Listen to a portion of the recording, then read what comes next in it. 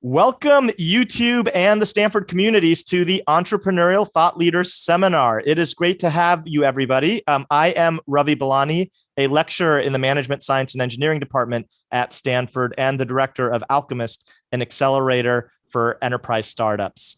The Entrepreneurial Thought Leader Seminar is brought to you by STVP, the Stanford Technology Ventures Program, which is the entrepreneurship center in the School of Engineering at Stanford, and BASIS, the Business Association of Stanford Entrepreneurial Students. I hope you guys are all ready for a masterclass on masterclass, because we are incredibly excited today to welcome the CEO of MasterClass, David Rogier. David Rogier. Sorry, I've got to get my French-American pronunciations better. I'm sure you guys all know of MasterClass, but MasterClass is the live streaming platform that lets anybody learn from the world's best. David was born and raised in LA. He started the entrepreneurial bug bit him early. He started his first search company, I believe, when he was a teenager, which got acquired. He then went on to study political science at WashU. And after WashU, he worked for Tesco, the British retailer, helping them come to the United States. He then came to the farm to Stanford to get his MBA. And after his MBA, he was hired by and invested in by the much beloved Michael Deering. And he started then MasterClass in 2015. MasterClass has made a mark in lifelong learning, really becoming one of the breakout companies in lifelong learning, where anybody can get access to luminaries such as Martin Scorsese on filmmaking, or Serena Williams for tennis, or Stephen Curry for basketball, or Margaret Atwood for writing. The list goes on and on. And so we are incredibly honored, but don't leave Stanford, everybody, even though there are icons out there. We're incredibly honored to have David join us at ETL. So welcome, David. Thank you. It is an honor to be here. I grew up on these podcasts, so I am grateful to be invited to speak. Well, then you know the power of these podcasts, because it really is a full circle moment, I think, when we have somebody who grew up on the podcasts come back to be on the podcasts. And what I'd love to do is start from the beginning, because you've raised a staggering amount of capital. You've raised $240 million. And I think oftentimes it's so easy in our culture to laud the breakout companies like MasterClass, which almost seem like inevitabilities when you look at it in retrospect. But I feel like that does a disservice to the journey that you have actually gone through. And so I would love it if you could to take us back, not when you raised 240, but just when you're before that $2 million check, or during that $2 million check, when you're in the stages of starting the company out.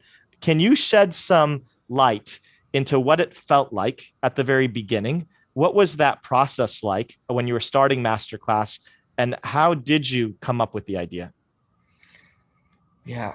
Okay. So after school, I went and worked for Michael Deering, and I was working for him. I was investing in startups, and after a while, I miss building things, and I miss creating things. And I talked to Michael about it, and Michael said, "Well, why don't you propose something to me?" And I was like, "Okay, what if I go work on a bunch of things I have in my mind, ideas, and I could use some funding?" And Michael funded me, which was amazing, and because I didn't have like a locked-in idea or locked-in team or anything, and so I was thrilled, right? I mean, this is a chance of a lifetime, so once in a lifetime opportunity. It was also terrifying, because it was a once in a lifetime opportunity, and I knew this was going to be a chance I wasn't going to get again. And so I felt my own pressure, without any structure, to think of a great idea. And there are lots of books on it. There's lots of there's lots of podcasts on it, but there's not one way that for sure works. And so I started thinking of my own needs in my life. I started thinking of trends happening in the world. I started talking to other folks to hear needs of their own. And I was trying all different ideas, and somebody gave me a great piece of advice. She said, choose something that even if it fails, you are going to be proud of it. That was an amazing constraint. And I think sometimes having those constraints can make you more creative. And so then for me, it was like the optimization of sales, flow and funnel wasn't going to be the thing. I had to think, what are the things that actually drive me in life? And, I thought a lot about my grandmother. So I was in part raised by her. And I remember in second grade, I would always go on the way back from school. I would stay with her after school. I remember in second grade, I go to her house and I would complain to her about all the math homework I had, which obviously I didn't have a lot because I'm like 9 years old. And my grandma, I'm complaining to her and I'm whining about it. And my grandma tells me, I want to tell you a story, which is like the last thing you want to hear when you're like 9 years old. And my grandma starts that she was 16 years old, living in the time in Krakow in Poland. Her and her mom go on a family vacation. Dad's going to join, but stays home a couple extra days to finish some work. While they're on vacation, the Nazis invaded. They killed her father, took everything. She flees to New York City. I apologize. No problem. She flees to New York City. The only job her and her mom can get is on the factory floor of a factory. They're working side by side, and my grandma decides she wants to become a doctor. She finds every medical school in the state of New York and applies to them. She gets a no from every single one. Sorry, 1 second. No problem. When opportunity rings, you can Zoom life at home. No problem. And so she applies to every school she can. She gets no from every single one, keeps working in the factory, applies again. She starts calling the deans of admissions and asking, why am I not getting in? And they all hang up on her, except for this one guy who says, I'll be honest with you. You have 3 strikes against you. You're a woman, a foreigner, and you're Jewish. Hangs up the phone.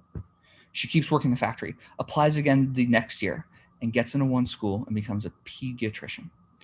And I'm 8 or 9 years old, and I'm staring at her because this is intense stuff to be hearing from just having complained about math homework.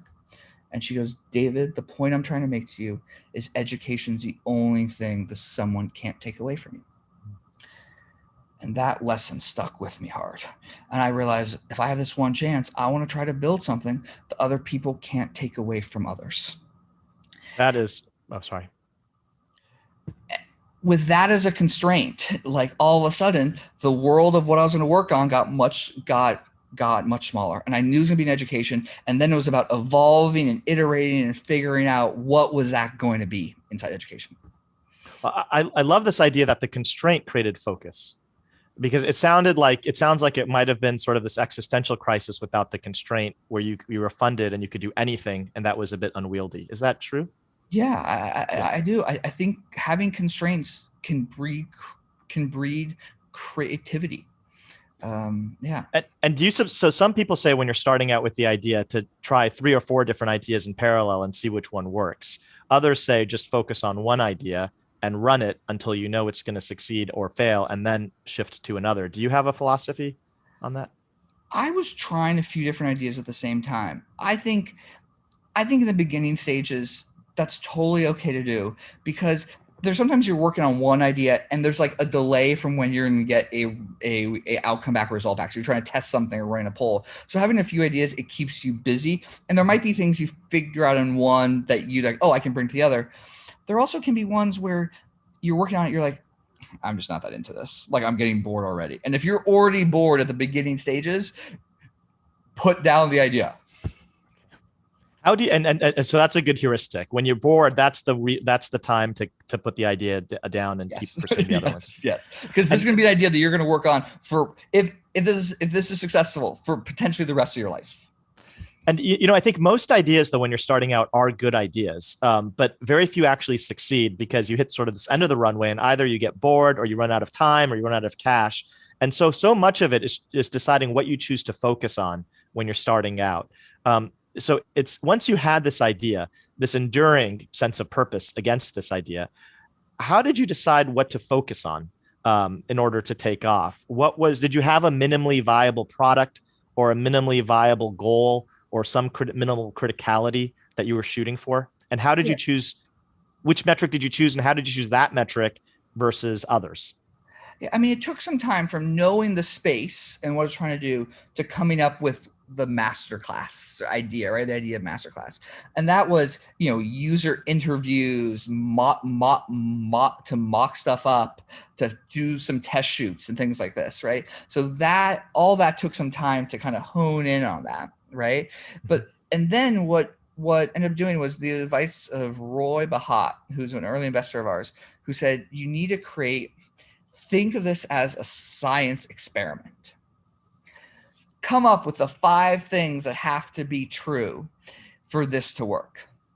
Okay, I have to get these types of people at the top level to be able to agree to do a class. I have to then prove I can make a good class with these types of people.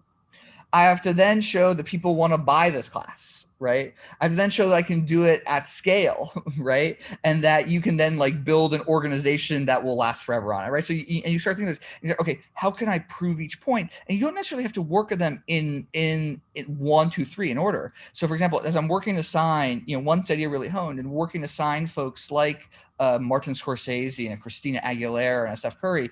Okay, I'm going to hustle. I'm going to cold call. But at the same time, I can run tests on and polls and surveys. Would you be interested more in a Dr. Dre class or in a Barack Obama class? How much would you pay for it? So you can start working on the whole science experiment, and you don't have to work at it just one step at a time. And you would not recommend working on one step at a time. It sounds like there's virtue in making it iterative and constantly adjusting each of the levers. Is that right? Yes, I think that's right. I think you have to be very select, though, about what stuff you do spend time on. There's a whole lot of things when you create the idea at that stage that can take your time and suck up that time, which doesn't help the core idea or help test the core idea. And how do you know when something is a time suck versus an investment? Something that you should kill versus something that you should feed? Are you thinking of which idea to stop working on? No, I'm thinking about these 5 different levels, these attributes. Yeah, I think for that, you have to go back and think, what are the things that are going to make this a success or not, and really push yourself on it. So for example, you can spend a year of your life optimizing the healthcare plan of your employees. There are 1,000 options to provide for it. In the beginning stages, the success of your company isn't going to be you chose healthcare plan A or healthcare plan B. So you have to think, okay, what are the things that are going to actually define your success? It's going to, and you really have to really strip that down. One of the things I did was I actually discussed it with other friends and other investors, my list of 5 things, and had them push me on it. And I remember talking to a friend who's like, the first thing you got to work on is getting these people to actually teach. Without that, there is no idea, right? And you're like, shoot, that guy's right.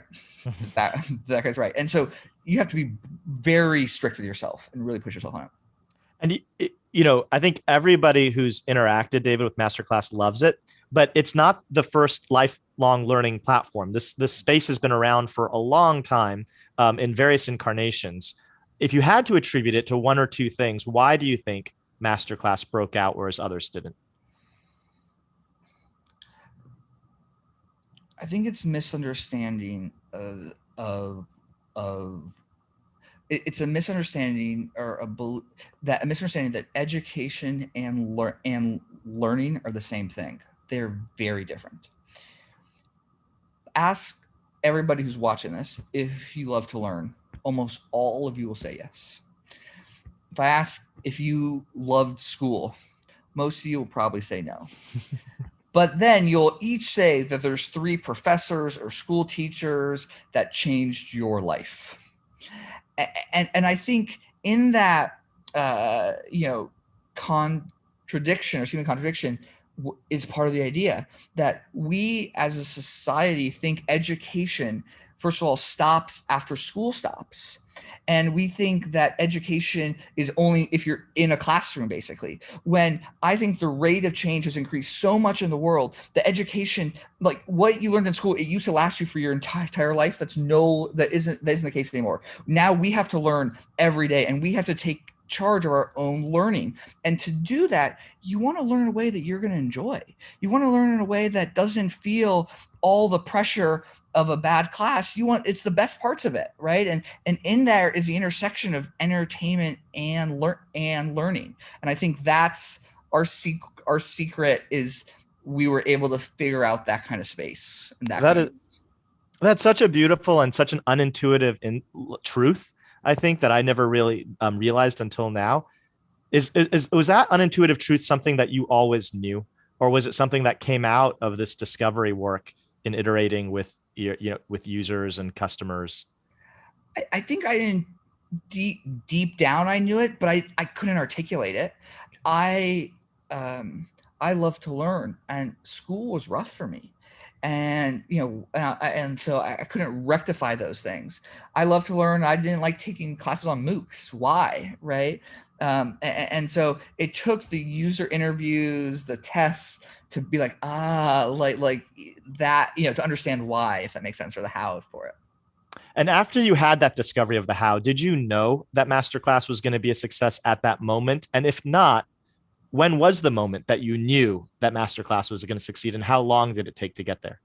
Yeah. So, skipping a bunch of steps, we brought on a team, co-founder joined, and we launched in May of 2015 with about 5 classes. And this has been my work now for probably 2 or 3 years. And so I'm so excited to get it out in the world. Of course, I'm nervous, right? But I think everybody in the world is going to want to know about this, right? Because it's been all I've known for the past two or 3 years, right? And we get ready to launch. And I remember one of the guys on our team got me an extra phone charger because he's like, your phone's going to ring off the hook because you have been in stealth. People are going to know about it. You're going to ring off the hook. We launched the first day. And I expect sales to be very high because the press is going to know about it. Everybody's going to know about it, right? So the first day will be really high. First day is not high. It is not high at all. And I'm like, we are screwed. And I went home, and I don't often do this, but I cried. Because I'm like, I got all these people on board. Serena Williams, James Patterson, Annie Leibovitz, Usher, Dustin Hoffman. And I'm gonna have to go to them now and tell them, thanks for your faith in us, but this isn't gonna work.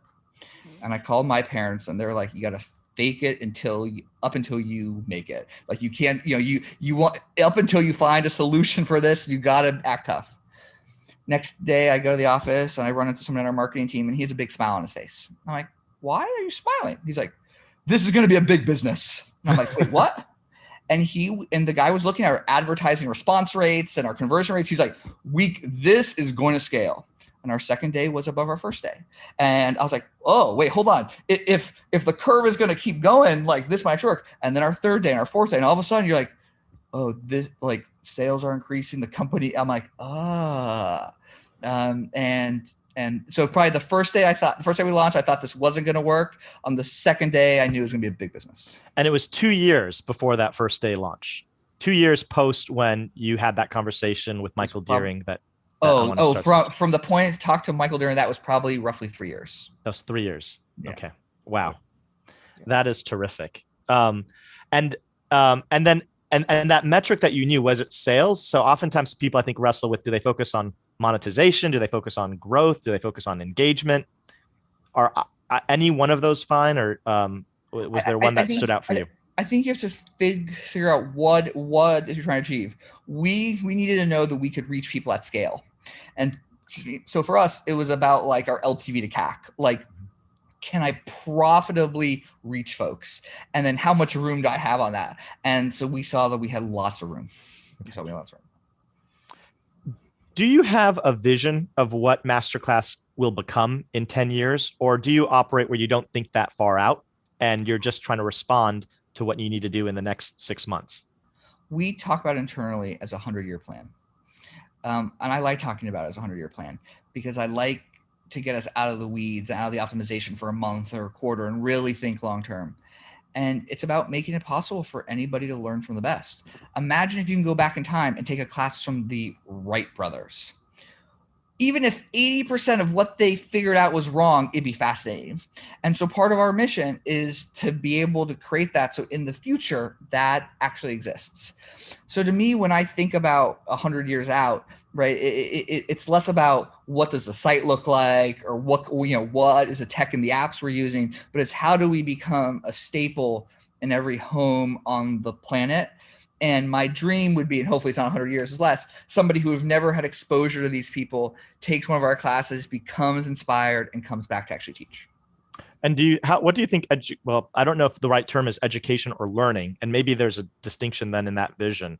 But do you view yourself as disrupting fundamentally how education is going to operate in, let's say, 30 years? And if so, is there a desire to disrupt traditional education as it exists today?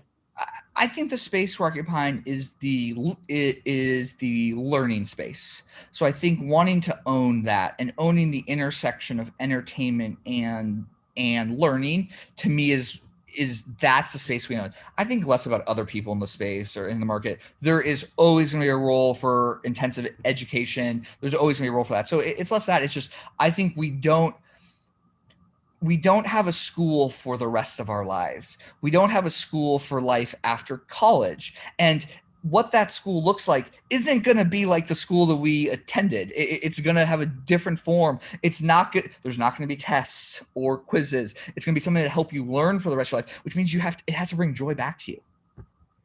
Well, David, I know, I think that's great. I know that you have all these iconic masters on MasterClass, but I understand that you're also a master yourself of really great advice, having gone through this experience too. And so I would be remiss if I didn't. I wanted to ask you I wanted to have a little David MasterClass for our students, and kick that off first by asking, what advice most of our students right now are 20 or like in their late teens, early 20s. What advice would you have when you're at that stage in terms of career advice, in terms of deciding what you should do? I think the first 5 or 10 years of your life in your career, your job is to figure out what is greatness. And what I mean by that is working with a bunch of different types of people in a bunch of different fields and areas, and figuring out, this is what a great CFO looks like. This is what a great CMO looks like. This is great unit economics. And the reason is in the beginning, at least for me, I didn't know what that looked like. So in your first jobs, right, what I did was, like, if somebody thought the same way I did, I assumed that was right, which is very egotistical. As like months progress, you realize, hey, there's somebody who's doing something that I wouldn't have done, but it logically makes sense. Oh, that's kind of impressive, right? And you learn, oh, maybe that's what great looks like. The third step is you meet somebody who does something that you don't understand or you don't agree with, and it works really well. And you're like, wait a second, maybe that's greatness. And it takes that evolution. And why that's so helpful is it helps you figure out who are the people that you want to work with, because you now know what greatness feels like. It helps you when you want to work with other people, when you hire other people, but also gives you a sense when you're in a business that's doing very well, there's a lot of things that are intangibles that you want to understand, because you're going to see that in your own life. So that's, I think, like my first piece of advice. So much so that I would prioritize that over almost any other thing in your jobs. I'd prioritize that over how much money they're going to pay you. I'd prioritize that over your job title. In your first years of your life, it's about learning, as much as you can in your jobs. That's like my first piece of advice for that. I think in entrepreneurship, it's a little different. I think in entrepreneurship, before jumping in, it's the hardest thing you're ever going to do, at least professionally. I think I have lost friends. I've put on weight. I've been stressed at a level I didn't know existed. You can't get it out of your head. It is, and there are really dark days, and it's really brutal and hard. And you have to be okay with that and accept that. Now, on the other side, it's also the best thing I've ever done. You realize the self-confidence in yourself that you gain from it. The feeling of having impact with on a scale is addicting and fulfilling. Working with people that are the best in the world at what they do, it's just a high in life. And so it is single-handedly this is the best job I ever had. It's also the most difficult job I ever had. And you have to be okay with that. Yeah. Well, I think it's very hard to leave. I mean, it's certainly the most engaging and intriguing experience it sounds like you could have. And, in those dark times, I think that is when you also it forces you to open up to get help and to get advice when you normally wouldn't. And I think advisors can play key roles in, especially if you're navigating into areas that you don't know how to navigate into before. Yeah. I understand you have some good advice on that. And so I very strong opinions on Okay. Can you share your advice on advisors? How do you? My advice on advisors. Yeah. I did it wrong at first. When I did advisors, I was like, I know lots of smart people. I'm going to ask them advice on every decision I have to make. If you ask 3 smart people or 5 smart people for advice, you'll get like 100 different thoughts and opinions.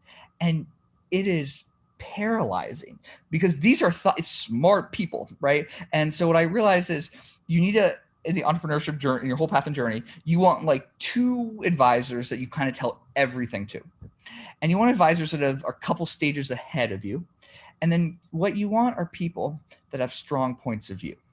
Because what you're actually, I think, asking them for is not advice in the situation. There's no way they're going to have all the context, like know exactly what to do. What you're asking them for is what you want is a strong point of view that you haven't thought of. And you want 2 people that do not think the same, so you get more diverse, more expansion of ideas and diversity among it. Because what you're actually asking them to do is show you the rest of the chessboard. It's almost like when you're an entrepreneur, you can only see a couple squares around you. And what you're asking is not where to move your piece, but is for them to like unhide the rest of the board, or imagine that in a computer game you're playing the rest of the world or whatever it is. That's what you're asking for, because then you're going to be like, oh, I didn't know that was an option. Oh, I can do that. Oh, I'm going to go to that square instead. I love that the biggest blind spot is the things that you don't even know. And just getting that visibility is really where the insight is. That's terrific. Yeah. Thank you, David. Yeah. David, I know you've been pretty open about talking about having a stutter and your experience with that. And I find that far too few leaders do talk about that. And so if you can, I would love to ask about can you talk about the experience of having a stutter? Can you talk about what your relationship is like with your stutter? And what's the best advice that you've received or that you would want to give to others, either with a stutter or with some involuntary situation that they have to navigate with? So I stutter. You guys have probably heard it on the way. I stuttered ever since I was a kid. It was much worse when I was a kid, which is common. It was, especially early on in life, it was very difficult. I was teased a lot for it at school. And it's really frustrating to not only not be able to express yourself. It's really frustrating. But it's really frustrating to have an idea you want to express, and people, when you stutter, they don't focus on your idea, they focus on the stutter. So to realize, even if I can get the idea out, they're not going to hear it because they're just going to focus on how the words came out. I really think a lot my parents and my brother.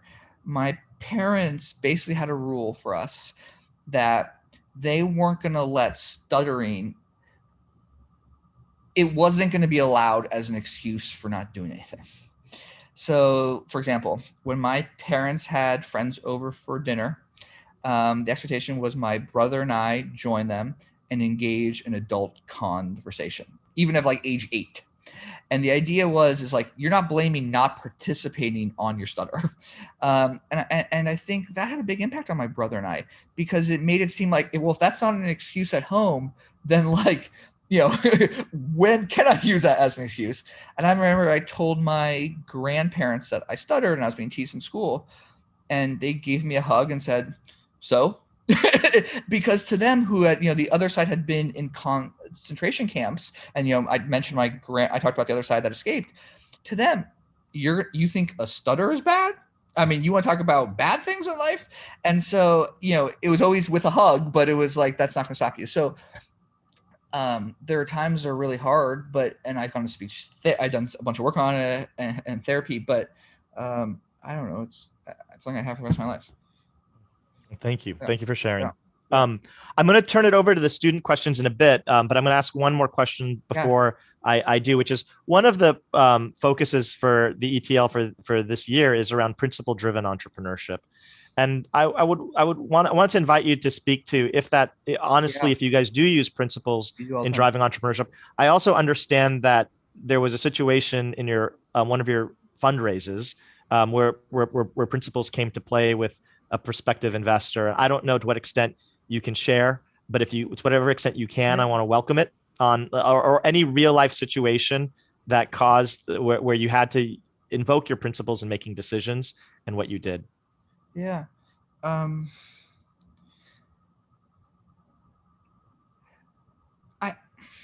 One of the things I encourage all you to do is to really think about, zoom forward ahead in your life and say, hey, if I'm on my deathbed, what do I have to do in my life to not regret anything? And for me, that is, and that can change over your life. But for me right now, that's, I don't want to be on my deathbed and think I didn't try to make the world a bit better. And there are times I think I'm living that life, and there's times I'm not, right? And so then for me from there, I could stem some principles that I believe in. And so one of the things we try to do at the company is anytime we have to make a big decision or something hard, we list out first our principles, and that can change. So when the pandemic struck, we came up with our list of our principles. When there's a hard decision we're going to make on funding or expanding this area, we also do that. And there was one case where we were doing a fundraising round, and we got approached for a raise, and we got a bunch of investors want to invest. And one of the investors who we saw that we thought was going to be a really great fit, we found out and back channeling them that they did not match and live our principles.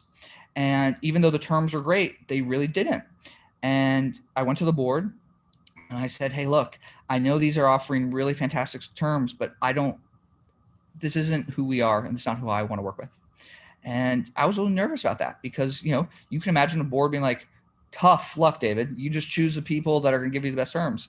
And my board was amazing about it and supportive about it and said, we have your back. And I called up that investor in that fund and I told them, I'm not taking the money. And I thought, if I'm really going to live our principles and our values, and I was pushed on this, by, a close friend and our COO, who was like, if you're going to live your principles, you got to have the conversation with them. And I had the conversation about why I'm passing. Because that was the only way I thought that actually might have some change in the world or impact. And was this a situation where it was just a disagreement on principles, where they understood that they stood on the other side of a principle? Or was this something where the investor didn't even know that they were doing something that you were aware I don't of? think they agreed with my interpretation, with how I think they live and act. But that's fine. But like, I'm not working with them.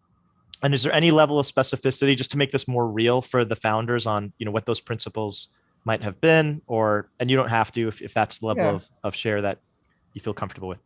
Yeah, I mean I mean everybody's principles are going to be different, right? And so, but for mine, I picture who are people I want to be in the foxhole with, who are people I want to work with, how do they treat other people, and how do they treat other people that have less power than them. So yeah. Okay. And so it came out for you that they violated those principles by talking to others. So I think the takeaway that I want to get to the founders is that the real way to know what an investor is like is I think ultimately their principles, which is I think exhibited by their actions.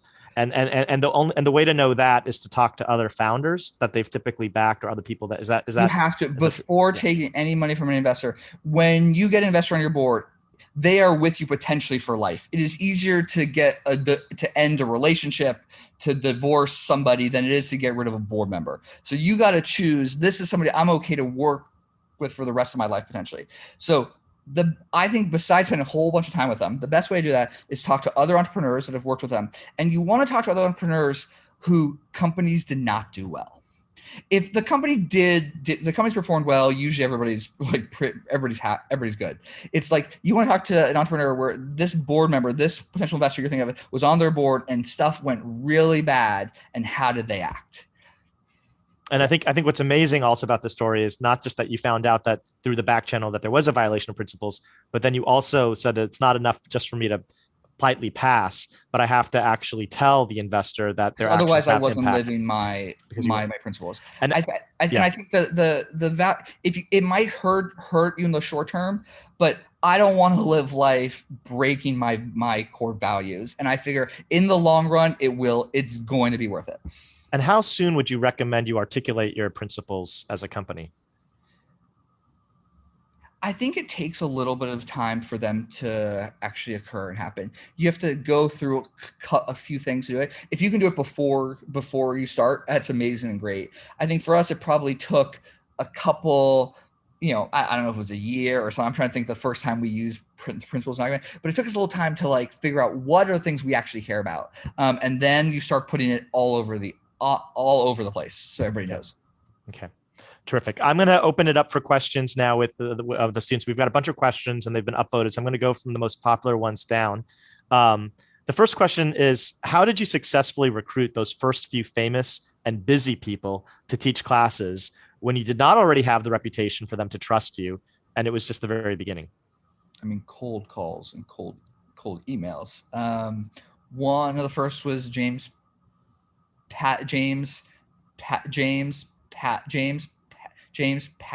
who's like the best-selling author in the country. I sent lots of cold emails and notes. I mean, lots and lots of them.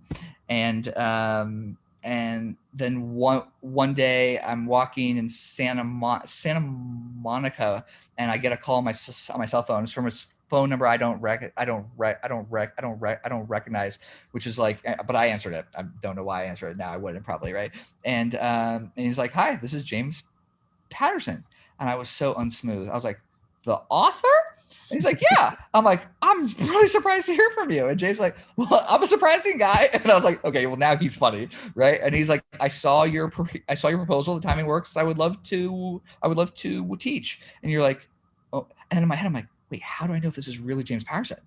Like, is it a friend playing a prank? What is it?" And then we met him, we spent time with him, and but it was cold calls and cold emails for the most part.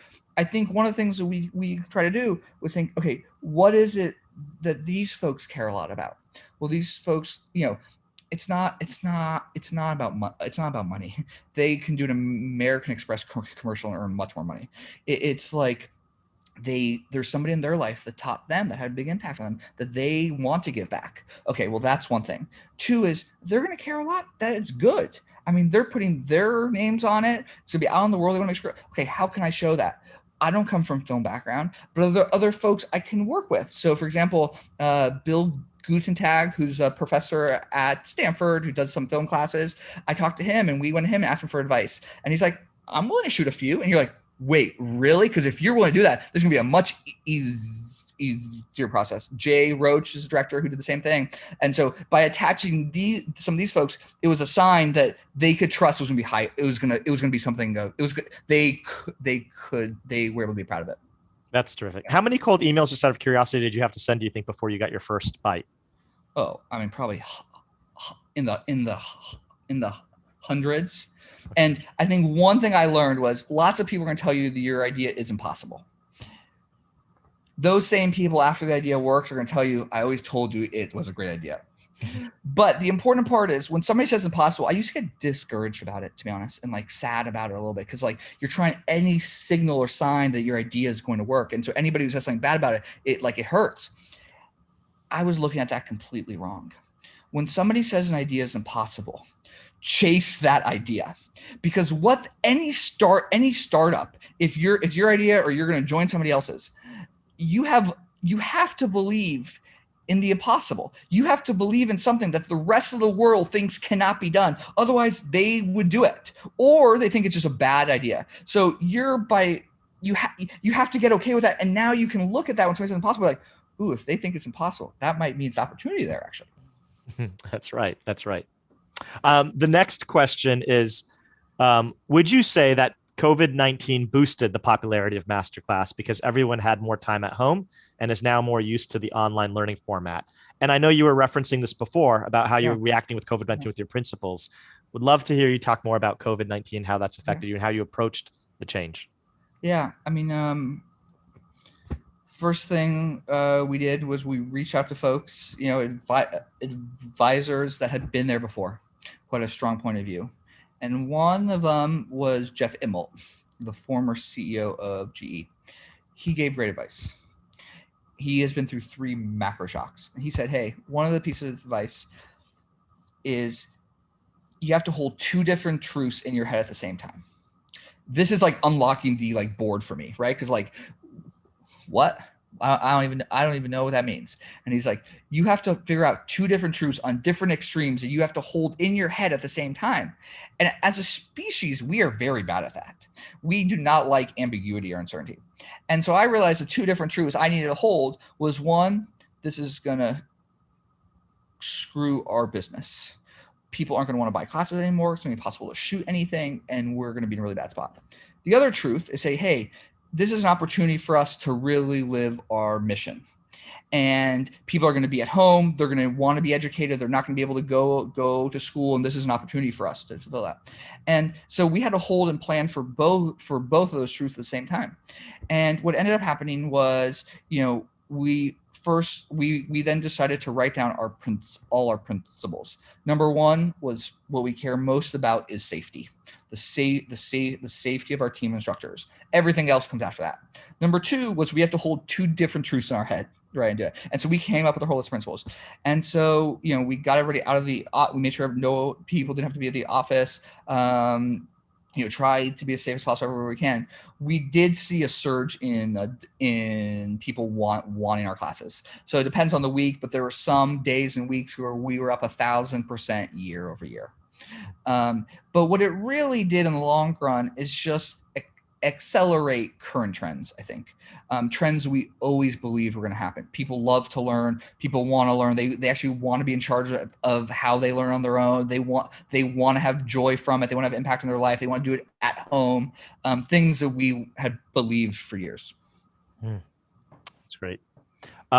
There's a question. I don't know if you can answer this or pick your favorite child. So it's your prerogative. But the question is, what is your favorite course on MasterClass? Yeah, it is like being a favorite child. I'll tell you some I was surprised how much I loved. Okay. Hans Zimmer class. I have like a horror. I can't keep at like the beat. I don't have a good sense of rhythm. And so, any choir class I had taken at school, I was always put in the back row, and, just like, you don't really need to sing that loudly, David, right? And so taking the Hans Zimmer class, where, we working on Hans Zimmer and taking the Hans Zimmer class, and he begins the class basically by saying every note either asks or answers a question. I'm like, what kind? I'm like, I don't believe this. This is, everybody's saying this. I don't know what he's talking about. And then he's like, let me show you an example. And he plays like, here is a nice question. And he plays a note on the piano. Here is a nice answer. Here is a sketchy answer. I'm like, wait, what? I could hear that. And you're like, whoa. And you realize, like, for him, every note is about telling a story. And that class has completely changed how I hear music.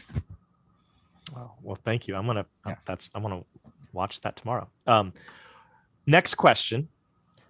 What do you consider to be MasterClass's strongest and most direct competition? Independent content creators on YouTube, university-sponsored edX courses, selected professors from the great courses, Netflix, Amazon, Apple, original content? That's a good question. I don't really think of any of those as competitors. I think in our consumer insights work, what we learned is when people are deciding between us and spending their money on something else, it's about other things that can improve their own life. So it's other classes, workshops, other self-improvement, self-development, on things like on meditation or, things to improve your life and develop your life. What we compete against the traditional OTT players is actually on time spent. So the time that we steal away are from entertainment platforms. I don't, to be honest, we are in a space where there's not direct folks who are competing against us yet. Because it's really about this intersection of education and entertainment. I think those other things are complements more so. There's a related question here on TED. Do you think about TED as a competitor? No. No. Okay. Okay. The next question is, what's your assessment on the interplay between certification, education, and qualification? How do you recommend people highlight their self-directed education that doesn't yield a diploma, degree, or a certificate? Really great question. I think, and we've seen this happen, more and more importance and weight will be put to your skills and what you've created. And so I think as your own career grows, what school you went to has less weight and so I think as much as you can to show people either in the application process, interview process, you're looking for jobs, even when you're on the job interviews, is to show your work. So something like I really believe is true. If you want a job, the best way I think to get it is to do a piece of work for the company and show it to them. So, I'll give you an example. During school, I really wanted to intern at IDEO. So I wanted to intern. And so IDEO has an application process. And I was like, look, I got to convince them that like I can intern there because I was a supply chain guy. There's no way IDEO is going to even look at me. So I decided to spend days and days and days of my time in baggage claims at airports. And I put together a book that was, here's how I would improve baggage claims at airports. And my application, I sent them that book. I got it printed on like one of the printing websites on Vistaprint or something like that. And I got an interview because of that. In the first interview, they're like, so what's this book about? Right? And doing it. But like, it was all like, here's all the observations I had of the baggage claim. Here's why I think they aren't, why everybody hates them. Here's the steps I would do to improve them. And in that process, A, it shows I really care about the job. Two is they're starting to see, even though I never like worked in design, right, or innovation, they're going to tell just by the book, was it well-designed book? Like, does this meet our standards or not? They're going to see my thought process. That was a ton of work, but I ended up getting the internship. Hey, there you go. There you go. Well, this question is going to sort of be dovetailing that in a countervailing way. But this question is, how has Stanford Business School helped you in your career up to and during your entrepreneurial journey? Would you recommend business school? I think there's this myth that like business schools, like entrepreneurs do not get MBAs. I get offended by that. I think you can learn a tremendous amount in an MBA program that's going to help you in your entrepreneur and being an entrepreneur. I think here are the big things I took away from it. One was I figured out what I was good at and what I wasn't good at. I thought I was really quantitative. At my previous jobs, I was one of the most quantitative people there. And I get to Stanford, and I'm not one of the most quantitative folks there. I'm taking a CS class, and it's taking me like 8 hours to do the homework problems, and my friend is getting them done in an hour. And like, I'm like, what is going on, right? And you just like, I realized that wasn't my comparative advantage. And like, if I wanted to be very quantitative and like, that's what I wanted my career to be, I was gonna have a lot of work to do to actually do it. And I realized, okay, what are the things I actually am good at compared to other people? That was immensely helpful. I think the other part that's immensely helpful is you learn about people and professions that like, I just didn't know existed. I didn't have friends that worked in PE before or in product. And like, that was new for me to understand. And the third, there were professors and classes that ways of thinking that just expanded my mind a little bit. That, it goes back to like our unknown unknowns. Like it helps you figure out, turn unknown unknowns into hopefully either known unknowns or to known knowns. Yep, that's great. PE guy, by the way, is private equity for all you non-PE people. Sorry, I should have said that because I didn't know what that was until yeah. One final question. We're almost out of time, and I'm going to ask, just exercising my prerogative to ask a final question. When has it been the most fun to be the CEO of MasterClass? At what stage?